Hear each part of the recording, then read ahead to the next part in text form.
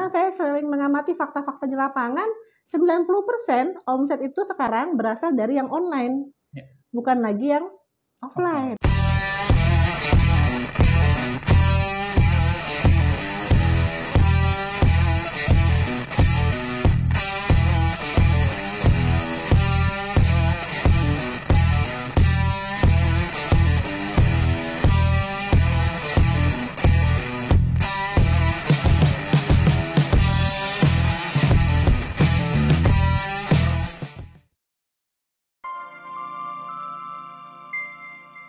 Video ini disponsori oleh PT Inovasi Sigma Perkasa, Knowledge Improvement for Dynamic Leaders. Halo sahabat DNA pengusaha, kali ini kita akan belajar karena memang wadah kita ini adalah wadah tempat belajarnya para pengusaha ya. Pada hari ini kebetulan kami mengundang salah satu coach yang pakar banget nih dalam urusan digital marketing. Kita tahu ya sahabat DNA pengusaha, di 1 tahun terakhir ini ya, kita tuh semua berpikir keras ya para pengusaha, bagaimana sih caranya mengubah perusahaan kita yang dalam tanda petik ya masih bisa disebut sebagai perusahaan tradisional, ya nggak sih? Bagaimana nih perusahaan kita yang tradisional walaupun punya 4 atau 5 cabang, tiba-tiba 90% omsetnya pengen gitu kan ya, datangnya dari satu channel atau satu pipa yang disebut sebagai online. Gitu ya Pak ya? Betul. Karena saya sering mengamati fakta-fakta di lapangan, 90% omset itu sekarang berasal dari yang online, bukan lagi yang offline. Nah, kebetulan di depan saya ini Coach Sigit adalah orang yang sangat care banget nih, suka sharing-sharing nih sama kita-kita semua, sehingga saya meminta waktu beliau kali ini untuk sharing dong Coach, bagaimana sih ceritanya nih perusahaan tradisional secara step by step, pelan-pelan, bagaimana agar mereka bisa juga punya omset dari yang online-nya juga. Gitu. Oh iya teman-teman, Coach Sigit ini juga sama seperti kita semua, beliau juga punya bisnis ya, katakanlah 3 tahun yang lalu ya, beliau punya bisnis sama seperti kita semua lah punya bisnis, kemudian beliau punya kesadaran yang lebih cepat ya dibandingkan kita semua, sehingga beliau sudah sangat pakar lah dalam bidang digital marketing. Kebetulan kali ini saya minta beliau untuk sharing dong Coach di dalam YouTube channel ini supaya orang nggak takut-takut lagi nih untuk mempersiapkan amunisinya menuju kepada usaha ini agar juga ada online-nya juga. Gitu, Coach. Silakan Coach. Oke, terima kasih atas waktunya Bu Sri. Alhamdulillah nih pada kali ini saya berkesempatan di wadah atau ekosistem ya di dalam DNA pengusaha dan para sahabat sekalian. Saya sebenarnya coba sharing nih Bu Sri tentang apa? Tentang yang namanya transformasi, shifting di mana dari yang konvensional, yang tadinya offline banyaknya, gimana caranya bisa mulai go online seketika dan saat itu juga secepat mungkin. Nah ini strateginya memang ada. Jadi mungkin kenalkan saya Sigit Sulistianto, sering disebut Coach Sigit atau Coach 2 dunia. Ini yang sering teman-teman loh, Coach munculnya di mana aja gitu ya. Pertama dunia maya yang tidak kelihatan sebagai digital marketer juga dan bantu teman-teman dan tim tentunya. Yang kedua adalah coach dunia nyatanya sebagai coach wirausaha dan coach reseller. Mungkin lain waktu kita bisa bahas terkait dengan reseller dan wirausaha ya. Sekarang kita gimana caranya bertransformasi nih dari yang tadinya biasa-biasa saja, tidak tahu gimana caranya dia langsung bisa online. Ketika itu juga. Betul. Step awalnya dulu Pak. Jadi jangan langsung kelas advance. Step awal banget itu apa sih yang harus dilakukan? Oke, ini yang kerap juga ditanyakan dan bagus sekali Bu Asri, sama sevisi untuk gimana memulainya nih. Nah, pada saat itu yang jelas kita sendiri mengaca pada apa yang kita miliki, apa yang mau kita angkat, kita sendiri mau dikenal sebagai apa. Gitu. Di dunia online berbeda dengan di dunia offline gitu. Dunia offline kan kita ketemu langsung cerita dan lain-lain. Sementara di dunia online itu by proses harus direncanakan semuanya. Direncanakan. Mulai dari pertama kunci pertama nih. Kunci pertama. Itu adalah kita ingin dikenal sebagai apa. Jadi personal branding. Personal brandingnya ya. Ya, personal kayak Bu Asri nih pengen sebagai penulis buku DNA pengusaha. Kemudian punya komunitas DNA pengusaha. Ya, pengen itu living proof-nya. Ya, betul. Artinya dengan orang membaca DNA pengusaha paling tidak satu kurikulum pelatihan kewirausahaan sudah dimiliki, yaitu dengan sekali. DNA pengusaha ya, Pak ya. Oke. Karena apa?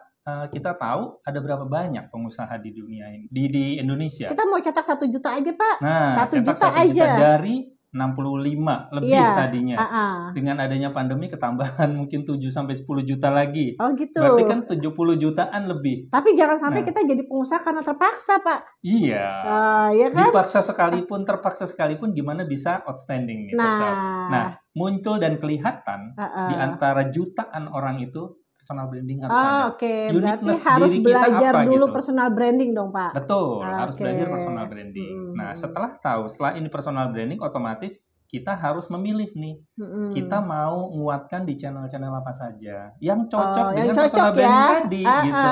Betul. Jadi termasuk berjualan. Apakah produknya, apakah diri kita itu kalau kan yang roti, gitu. Kalau yang roti Instagram lebih cocok atau Facebook Ad atau apa nih, Pak? Nah, ini ada 2 clue nanti. Selain tempat yang cocok, bagaimana kita menyampaikannya. Kontennya nih yang ketiga nih. Kontennya ya. Jadi setelah personal brandingnya dapat, di mananya kita mau menjangkau mereka dan apa saja caranya dengan visualisasi seperti apa, kontennya seperti apa, ini harus tepat.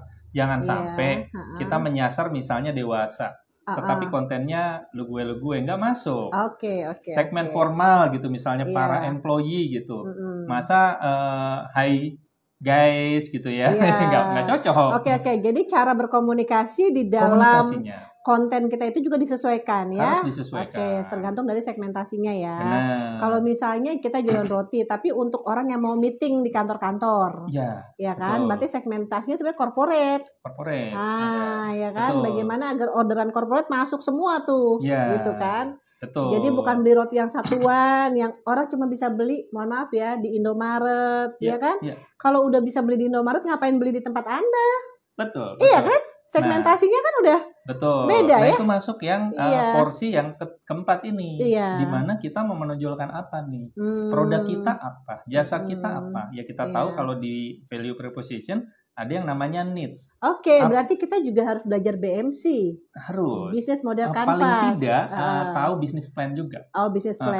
Kalau BMC mungkin bagi sebagian UMKM mungkin masih terlalu tinggi. Ya nggak apa-apa. Minimal yang mirip-mirip pilar-pilar apa? Mulai dari produknya apa? Channelnya apa? Segmentasinya dengan cara apa dan lain-lain itu 9 pilar. Untuk BMC lumayan bisa, tapi paling tidak bisnis plan yang sederhana. Itu yang kadang-kadang lupa kita teman-teman. Banyak pengusaha. Pak, banyak yang mayoritas, mayoritas 9 dari 10 UMKM yang saya temuin punya bisnis plan nggak? Belum, Pak. Nah, betul. Lu udah jualan 5 tahun nih. Jadi aja, gitu. Di Indonesia ini memang aspek perencanaannya lemah ya. Betul. Beda sama di negara lain, di Jepang ya. Hampir semua teknologi itu sangat kuat dari sana karena memang mereka aspek perencanaannya sangat kuat. Sudah direncanakan. Merencanakan dulu baru nanti kesuksesan akan datang. Iya, betul. Separuh jalan sebenarnya. Jadi emang sikap mental sebagai seorang pengusaha ya yang harus ditumbuhkan adalah kebiasaan untuk membuat perencanaan bisnis. Terlebih dahulu sebelum action atau mengeksekusi, ya kan? Nah, itu poin kelima tuh. Mindset and mentality. Iya, betul. Ini harus karena apa? Berbeda mungkin pengusaha atau pebisnis ya, UMKM lah, pedagang atau apapun gitu, yang intinya berusaha. Itu mungkin sudah lebih terbiasa. Tapi ada nih satu segmen misalnya dari karyawan. Mindsetnya gimana tiba-tiba dia mau berusaha. Nah itu juga ya kan saya tadinya juga karyawan 14,5 tahun gitu. Nah membuka jubah ini gitu yang tadinya terbiasa by system. Sekarang berusaha sendiri. Nah itu mindsetnya, mentalnya harus dibangun juga. Paling tidak itu minimal tuh ya. Saya sendiri sebenarnya ada sampai 10 tuh Bu. Poinnya. 10 ya. Di trainingnya kita. Trainingnya ya. Training tentang bisnis dan reseller. Nah ini yang di training tentang online ya. Ini yang dikuatkan di situ. Personal brandingnya harus personal ada. Branding ya. Sampai dengan tadi itu mindset and mentality. Aduh, kayaknya nanti juga. Saya mesti undang khusus nih, pembicara khusus mengenai personal branding ya Pak ya. Betul ya, karena ini pembahasannya nggak cukup cuma dengan 10 menit ya Pak ya. Nggak cukup ya, tapi intinya wadah yang kita miliki, entah itu namanya Instagram, entah itu Facebook, entah itu website, entah itu apapun namanya ya, itu sebetulnya salah satunya adalah untuk personal branding. Ya, personal branding. Jadi kalau mau dikenal sebagai pelatih dari orang yang jago banget bisa bikin roti, ya udah di personal brandingnya itu, gitu ya, betul. Gitu. Karena kan kalau misalnya Anda memaksakan diri menjadi penjual roti, ya, Anda bersaing sama Indomaret, Alfamart kan? Ya, toko retail yang banyak. Tapi kalau misalnya kita jadi orang yang ahli membuat roti dan bisa men-sharingkan ilmunya, nah itu juga mungkin ceruk pasar yang menarik. Dan sekarang eranya adalah orang di dunia sana, di dunia online itu nyarinya bukan yang globalan, nyarinya spesifik. Siapa yang ahli nih? Yang ahli. Makanya orang-orang harus spesifik. Kayak saya saya di reseller, wirausaha, digital marketing dan reseller ya kan? Dua itu, dunia nyata dan dunia maya. Kira-kira kayak gitu. Iya, tapi gini Pak, ada juga orang yang pengen cepet nih Pak, pengen instan jadi pengusaha ya. Jadi misalnya langsung aja bikin misalnya warung sate atau apa, langsung masuk ke GoFood, masuk ke GrabFood. Itu gimana sih menurut Pak Sigit nih? Mungkin, sangat mungkin. Di era sekarang, jadi ada dua sebenarnya moda ya. Udah ada pipa berarti ya Pak ya? Ada pipanya nih. Benar. Apakah dia mau buat sendiri atau dia mau dari produk orang lain terlebih dahulu? Itu juga ada dua pilihan ya. Benar. Tidak harus pengusaha yang sukses. Yang penting dibungkus dengan namanya gitu, dia. Iya kan? Bisa buat menu yang paling enak nggak mesti. Tapi dia tahu channelnya. Dia tahu chefnya. Dia tahu cara mengelolanya. Resto yang bagus bukan berarti dia jago masak terlebih dahulu. Enggak. Justru aspek bisnis ini yang tadi yang saya bilang, minimal 5 dari 10 ini kunci-kunci untuk go online ini bisa berhasil di situ. Oke, kita ulang Pak. Tadi personal branding. Terus setelah personal branding kan kita mau tidak mau harus menyampaikan di mana nih. Di mana? Jadi kita harus pilih channelnya. Setelah channelnya ada, kontennya mau seperti apa? Harus menyelesaikan channel diantaranya juga, yang ngetop banget itu pakai GoFood, GrabFood. Ya, salah satu platform. Ada GoFood, GrabFood, Shopee Food. Ini bisa kita manfaatin semua. Channel juga termasuk misalnya marketplace. Tidak semua marketplace dimasukin. Mau 20-20-nya nggak mungkin. Kita pilih. Misalnya terbaik, terbesar. Misalnya kita di kelasnya bukan premium. Ya. Sarankan pakai Shopee, tapi kalau yang agak premium mungkin pakai Lazada, seperti itu ya. Betul. Jadi dari 5 ini juga mungkin tidak bisa dihandle semua. Kita harus trial. Dari misalnya kita tahu ada Blibli, ada Tokopedia, ada Bukalapak, ada Lazada, ada Shopee. Di Shopee misalnya banyak yang grosir. Nah, kalau kita produsen itu cocok di sana. Reseller bisa nggak? Ya bisa. Cuma tingkat kompetisinya pasti lebih berat. Tapi Shopee itu biasanya nggak yang terlalu premium, harga-harganya. Grosiran. Betul. Jadi segmennya agak beda. Kalau Lazada lebih premium gitu kan. Tokopedia ya so-so lah, middle gitu ya. Jadi kalau misalnya katakanlah Anda jualan produk di harga 30.000, 150.000, masih bisa masuk di Shopee. Kira-kira seperti itu ya Pak ya. Bukan hanya sekedar harga, tapi lebih kepada segmen yang cocok. Kadang-kadang uniknya di dunia online itu harus by trial. Kita coba nih 5-5-nya. Trial, perlakuannya sama, kita nggak tahu feeling kita ya, kayaknya di 2 ini. Enggak, mesti. Nah, kita coba terapkan yang sama, akan ketahuan tuh. 1 atau 2 atau bahkan 3 deh handle dulu. Makanya kita perlu mentor ya Pak ya. Betul mentor banget. Itu akan mengarahkan ya. Yang lebih baik masuk ke Shopee atau Lazada atau yang lain. Atau juga pakai channel GoFood dan lain sebagainya. Gitu ya Pak ya. Oke nih teman-teman, ikut pelatihan kewirausahaan ya, luar biasa loh. Kita harus ketemu sama mentor-mentor yang luar biasa. Oke, tadi udah nomor 1 kita harus punya personal brandingnya. Yang nomor 2 kita harus punya channel distribusi dari produk kita. Apakah kita punya toko saja di pinggir jalan sebagaimana pada umumnya toko-toko tradisional yang sudah punya 100 toko akhirnya nggak ada tokonya lagi kan? Contohnya Matahari Mall lah ya. Matahari Mall lebih dapat duit kan? Yang .com-nya kan? Daripada yang satunya lagi kan gitu loh. Nah, kita kan juga nggak orang-orang yang kuat banget secara modal kan, tentu pada umumnya kita ya, umumnya kita gitu. Nah, makanya gunakan channel-channel yang bisa dibilang gratis kan. Pasar memang itu ketat. Jadi tadi yang disebutkan itu yang gratis ya? Yang gratis. Kalau yang berbayar caranya, organik dulu. Yang saya nyaranin organik dulu. Ini kan kita berbicara yang startup baru bergeser, berpindah.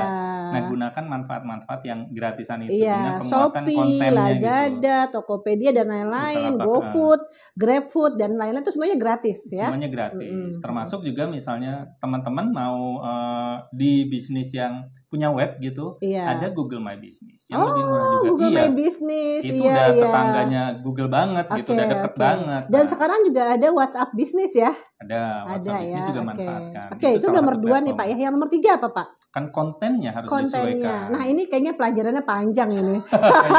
Termasuk belajar copywriting juga ya Pak ya? Salah satunya, konten salah satunya. Jadi mulai dari kata-kata, mulai dari visualisasi gambar, videonya, penyampaiannya, ini yang kemasan-kemasannya harus sesuai. Terus yang keempat apa Pak? Nah kita juga harus memikirkan produknya nanti kan, yang sesuai apa nih untuk segmentasi kita. Tapi kebanyakan orang Pak produknya jadi dulu Pak. Dia mau jualan sepatu nih, sepatu perempuan, udah jadi nih, tapi bingung sosial medianya gimana cara ngelolanya gitu kan? Gitu. Nah itu ketika itu udah ada produknya, otomatis nanti kita akan bisa menyesuaikan. Nah untuk tahu produk ini, otomatis kita juga harus menganalisa nih market pasarnya. Mungkin teman-teman tahu ada yang namanya value proposition. Value proposition paling nggak misalnya sudah ada produk. Kita harus menganalisa sebenarnya kebutuhan konsumen apa nih dari produk kita gitu. Nah, dari produk ini kita harus memenuhi kebutuhannya dia. Mereka bukan ke komoditasnya, ke pemenuhan kebutuhannya, solusi permasalahan dia. Itu yang harus ditemuin. Bukan produk saya paling enak, produk saya paling bagus gitu. Gojek ya. Gojek pertama kali didirikan kan memang karena Pak Nadiem itu bertanya kepada tukang-tukang Gojek yang banyak itu ceritanya. Kenapa Anda menunggu terlalu lama untuk mendapatkan penumpang? Akhirnya bagaimana solusinya? Akhirnya dia coba buat server, aplikasi segala macam pelan-pelan ya. Dari awalnya cuma 20 loh Pak. 20 armada. Dan sebelum naik kan dia butuh waktu 3,5 tahun juga. Dan dia mengerjakan konsep itu dengan BMC, Business Model Canvas. Karena lulusan luar ya. Jadi sebenarnya BMC itu tuh yang paling terkenal pakai pertama kali tuh beliau gitu loh. Booming juga dikenal karena itu. Betul. Ya perusahaan-perusahaan besar memang pakai BMC semua. Startup ya. Nah, tinggal kita juga harus belajar nih ilmu-ilmu baru gitu. Kurang lebih. Ini luar biasa, 5 poin yang luar biasa banget Pak. Jadi kita harus menyiapkan personal branding, kita harus menyiapkan channel distribusinya, jangan cuma toko saja yang Anda punya, bahkan toko pun sekarang bisa saja di rumah ya Pak ya. Bisa banget. Yang penting tadi ada channel distribusi yang gratisan dulu deh yang kita pakai ya. Kemudian yang ketiga adalah kontennya ya. Nah ini kita harus belajar nih copywriting dan lain sebagainya supaya menarik ya. Kemudian produknya dilihat lagi, dianalisa lagi supaya sesuai dengan si value propositionnya ini. Value proposition. Nah dan ini yang kalau penting juga mental dan mindset. Ada mental dan mindset. Mental dan ini secara urutan biasanya orang-orang kenal nomor 1 biasanya mental dan mindset dulu yang dipersiapkan. Makanya pelatihan kewirausahaan tuh banjir ya. Karena apa? Karena mereka sadar betul ya bahwa mental dan mindset itu nomor 1 biasanya. Nomor 1 itu yang penting. Minimal ini dulu ya. Kalau mau yang lebih jauh, ada 5 lagi sebenarnya. Tapi jangan di sini, waktunya nggak cukup nih. Kita terima kasih banget Pak dari penjelasannya sudah sangat cukup jelas. Ini juga sebetulnya banyak sekali membahas tentang bisnis model canvas juga ya di dalamnya gitu ya. Ternyata pakar-pakar digital marketing pun teman-teman sebelum dia mengeksekusi sebuah produk yang akan ditangani, dia juga tanya BMC-nya mana nih gitu kan, bisnis model canvasnya udah dikerjain belum gitu kan, kira-kira gitu. Kalau online ada riset itunya juga ya, kata kunci kata kunci nih keywords ya, keyword dan lain-lain. Karena sekarang tersedia di sana semua datanya. Kita mau mulai apa, ada di daerah mana, lakunya apa, nah itu ada semua. Itu harus belajar. Makanya saya kadang-kadang bingung ya, bukannya apa-apa ya Pak ya. Kadang-kadang pakar digital marketing ini bisa bikin banyak bisnis loh. Itu gara-gara dia punya keywords itu tadi. Dia sudah tahu ya.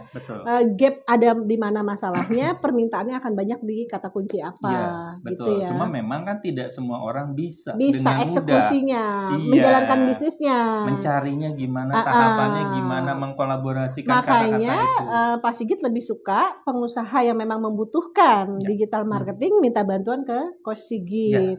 Jadi mereka memang udah punya original bisnisnya apa, kemudian minta dibantu dibangunkan tim digital marketingnya. Dibangunkan bisa dengan mengirimkan 1-2 orang ke tempat gitu, ataupun ya udah deh Coach kita kolaborasi lah atau gimana gitu ya. Betul. Pola kayak gitu ada. Ya, pola kayak gitu. Dan satu lagi teman-teman, nanti pasti teman-teman pengen banget tahu pola membangun tim reseller. Nah, itu penting. Penting banget. Karena bagaimanapun besarnya teman-teman sudah punya omset nih, katakanlah jualan Shopee-nya udah meledak nih 1 miliar per bulan omsetnya, pasti ada rasa tidak puas. Ya kan? Ketika ada rasa tidak puas itu muncul karena ingin memberikan value kan? Value lebih. Kenapa enggak saya memberikan kesempatan kepada para reseller? Emak-emak mungkin yang pengen juga jualan produk ini. Betul. Mahasiswa. Ya kan? Mahasiswa yang Mak Ici ya. Mak Ici kan pertama kali tuh cuma naruh itu ya keripik untuk mahasiswa. Tiba-tiba yang level 1, level 2, level 3. Yang sampai sekarang ditiru juga ya. Rasa 1, 2, 3 pedas. Ya, PPKM-nya. Iya ya, gitu ya, luar biasa. Ya, teman-teman, alhamdulillah hari ini kita belajar banyak dari 5 poin yang sudah beliau sampaikan. Mudah-mudahan memberikan ketidakraguan lagi kepada teman-teman untuk membangun tim di dalam ataupun kolaborasi terkait dengan bagaimana sih supaya omset dari aspek online-nya juga bisa meledak ya. Masuk ke dunia online secepatnya. Oke teman-teman, menarik sekali ya pembahasan hari ini bagaimana bisnis yang tradisional bisa menuju kepada go digital ya. Selanjutnya kita juga akan memberikan solusi dan strategi bagaimana sih teman-teman yang membutuhkan reseller ya. Karena reseller itu enak banget loh, kita nggak punya duit ya Kak. Tapi produk kita bisa ada di mana-mana karena ada bantuan dari tim sukses kita yang disebut dengan reseller. Oke, terima kasih.